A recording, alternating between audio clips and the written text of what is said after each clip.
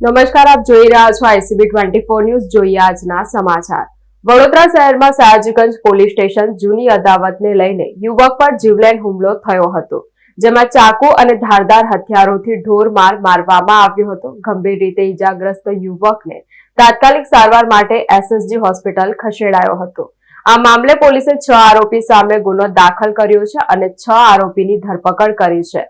હુમલો કરનારા શખ્સોને પકડીને સયાજીગંજ પોલીસે જાહેરમાં સરઘસ વરઘોડો કાઢ્યો હતો. શહેરના ફતેગંજ વિસ્તારમાં જૂની અદાવતના પગલે એક યુવક પર જીવલેણ હુમલો થતા ચકચાર મચી ગઈ છે. વડોદરા શહેરમાં સયાજીગંજ પોલીસ સ્ટેશન વિસ્તારમાં જૂની અદાવતને લઈને એક યુવક પર જીવલેણ હુમલો થયો હતો, જેમાં ચાકુ અને ધારદાર હથિયારોથી ઢોરમાર મારવામાં આવ્યો હતો. ગંભીર રીતે ઈજાગ્રસ્ત યુવકને તાત્કાલિક સારવાર માટે SSG હોસ્પિટલ ખસેડાયો હતો. આ ઘટનામાં ગંભીર રીતે ઘવાયેલો યુવક હાલ સયાજી હોસ્પિટલમાં જીવન મરણ વચ્ચે ઝોલા ખાઈ રહ્યો છે. ભોગ બનનાર યુવકની હાલત અત્યંત નાજુક હોવાનું જાણવા મળ્યું છે. તબીબો તેને બચાવવા સતત પ્રયત્નો કરી રહ્યા છે. હુમલો કરનારા શખ્સોને પકડીને સયાજીગંજ પોલીસે તેજ વિસ્તારમાં જાહેરમાં વરઘોડો કાઢ્યો હતો. આ મામલે પોલીસે 6 આરોપી સામે ગુનો દાખલ કર્યો છે અને 6 આરોપીની ધરપકડ કરી છે. હુમલો કરનારા શખ્સોને પકડીને સયાજીગંજ પોલીસે જાહેરમાં સરઘસ વરઘોડો કાઢ્યો હતો અને કાન પકડાવીને ઉઠક બેઠક કરાવીને માફી મંગાવી હતી.